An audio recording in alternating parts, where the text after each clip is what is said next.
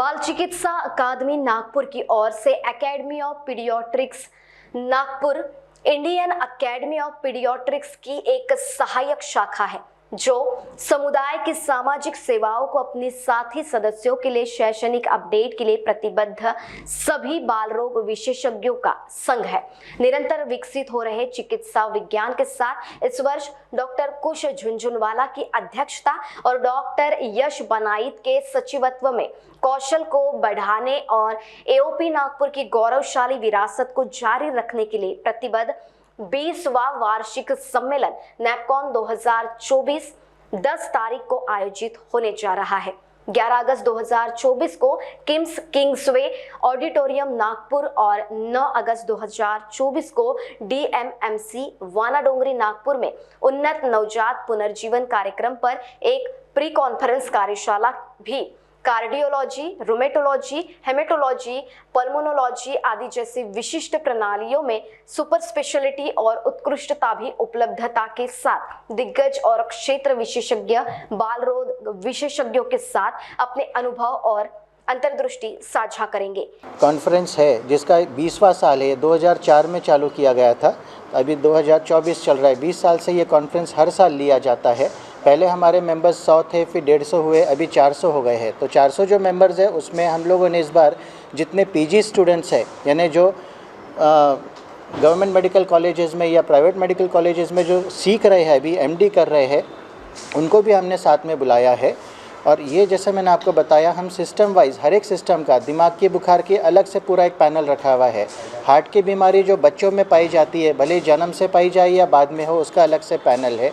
पेट की बीमारियों का अलग से है। तो ऐसे हमने अलग अलग पैनल के लिए उस हिसाब से उसके जो स्पीकर्स है उसको कुछ एक्सपीरियंस स्पीकर्स और कुछ नए जो अभी नई टेक्नोलॉजी सीख के आए हैं, इन दोनों का एक संतुलन बना के उस हिसाब से हम उसमें सिखाने वाले हैं। तो जैसे मैंने आपको एक एग्जांपल दिया सिकल का पहले जो होता था, वो जब बच्चा बड़ा हो जाता है, उसको बार बार ब्लड लग रहा है या उसकी तिल्ली बढ़ गई या उसके हाथ पैर में दर्द है या बार बार बीमार हो रहा है, तब जाके समझ में आता था कि इसको तो सिकल है, जो अपने एरिया में सबसे ज़्यादा पाया जाता है। बट अब जो नया तरीका आया है उसमें जो ANC है ना, जब पेट में बच्चा है तभी ब्लड टेस्ट करके, बच्चा पैदा हो गया उसके तुरंत बाद ब्लड टेस्ट करके, तो ये चीज़ें जो है पहले से टेक्नोलॉजी वाइज चेंज हुई है। तो बहुत सारी ऐसी बीमारियाँ जो बच्चे के पैदा होने के पहले ही हम पता कर सकते हैं, और अगर उसका इलाज संभव है तो किस तरह से उसका इलाज करना है, ये सब चीज़ें ये कॉन्फ्रेंस में डिस्कस होगा। इसका प्रोटोकॉल बनेगा और वो हम आप सभी से शेयर करेंगे, वो कि उन्होंने क्या बताया, नया चीज़ क्या है, ताकि पब्लिक उस हिसाब से, यानी सभी पूरे पब्लिक का फ़ायदा होना चाहिए। उनको ये जानकारी होनी चाहिए कि उन्होंने डॉक्टर के पास कब जाना है। बीमारी होने के बाद जाने से बेहतर है कि पहले ही पता चल जाए कि हमको ये बीमारी है या बच्चे को ये बीमारी है, तो उसके लिए आगे क्या स्टेप लेना है वो उनको पढ़ाया जाएगा। ये जो है आप जैसे हम लोग पूरा इसका वीडियो रिकॉर्डिंग करेंगे पूरे कॉन्फ्रेंस का। दूसरा, जितने अभी जैसे मैडम ने NRP लिया है, यानी न्यूबॉर्न बेबी का जो कैसे उसको बचाया जाए, जो रोया नहीं है उसको तुरंत कार्रवाई कैसे की जाए, क्योंकि नया जन्मा बच्चा जो है वो खाना तो आपका 3 घंटे के लिए लेके आता है, मगर हवा यानी ऑक्सीजन सिर्फ 3 मिनट के लिए लाता है।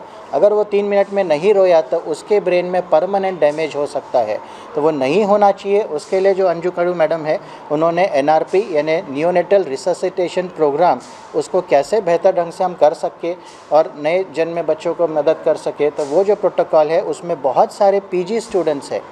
PG यानी जो अभी अपनी पढ़ाई कर रहे हैं, जब वो ये सीख पाएंगे तो इससे बहुत ज़्यादा हमारी मोर्टेलिटी में फ़र्क पड़ेगा। यानी जो बच्चों एक्सपायर हो जाते हैं ये कारण से, जहाँ पे स्किल्स नहीं है उनको या सुविधा नहीं है, तो उनको सिखा के हम लोग ये चाहते हैं कि कम से कम न्यूबॉर्न बेबीज़ जो है वो एक्सपायर हो पाए। क्या बच्चों से ज़्यादा इसमें सबसे बड़ा रोल जो होता है वो पेरेंट्स का होता है, क्योंकि पेरेंट्स ज़्यादा डिमांडिंग हो गए हैं। वो बच्चे पे इतना ज़्यादा प्रेशर डालते हैं, पढ़ाई का है, खाने का। बच्चा खाना नहीं खा रहा है तो सबसे ज़्यादा कारण माँ बाप है उसके।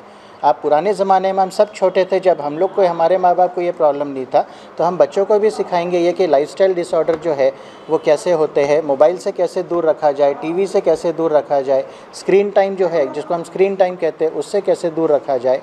आज जो पुराना वाला तरीका था कि बच्चे प्लेग्राउंड पे जाके खेलते थे, आज सब बच्चे कंप्यूटर या TV के सामने बैठते। तो ये जो 2 दिन का कॉन्फ्रेंस है, इसमें यह भी पूरी बातों के ऊपर डिस्कशन होगा कि आज बच्चे जो घर में कैद हो गए, स्पेशली कोविड के बाद में 70% बच्चों को चश्मा लग गया है, क्योंकि सब जगह ऑनलाइन क्लासेस हो गई है। तो इन चीज़ों से कैसे बचा जाए, बच्चों को वापस प्लेग्राउंड पे कैसे भेजा जाए, वो सब चीज़ों पे भी इसमें डिस्कशन होने वाला है। ये 10 और 11 यानी ये शनिवार रविवार को ये कॉन्फ्रेंस है, जो प्रवरा भवन है, परवाना भवन जो इसको कहते हैं हम, जो कि किंग्सवे हॉस्पिटल के अंदर है, उनके ऑडिटोरियम में ये कॉन्फ्रेंस होने वाला है शनिवार और रविवार, सुबह 9 बजे से शाम के 5 बजे तक शनिवार को है, और संडे को भी 9 से 5 बजे तक है। आप सभी आमंत्रित है उसमें। वर्कशॉप जो है वो नियोनेटल रिसर्सिटेशन यानी नए जन्मे बच्चों का कैसे मदद की जाए जो नहीं रोते, वो होने वाला है दत्ता मेघे मेडिकल कॉलेज में। वो है फ्राइडे को, तो सुबह 8 बजे से लेके शाम के 6 बजे तक है। महान्यूज 7 के लिए कैमरा पर्सन अविनाश तोतड़े के साथ सुरेंद्र सिंह नागी, नागपुर। क्या आपके हार्ट में ब्लॉकेजेस है पर बाईपास सर्जरी से डर लग रहा है? Don't worry, Mugdha EECP and heart care centre लेकर आए हैं आपके लिए US FDA approved EECP treatment, जिससे 80 से 90% हार्ट ब्लॉकेजेस को क्लियर किया जाता है और बाईपास एवं एंजियोप्लास्टी जैसी सर्जरी को टाला जा सकता है। अधिक जानकारी के लिए आज ही विजिट करें Mugdha EECP and heart care centre, Utkarsh Umang apartment near mount caramel school, Ajni square, Nagpur.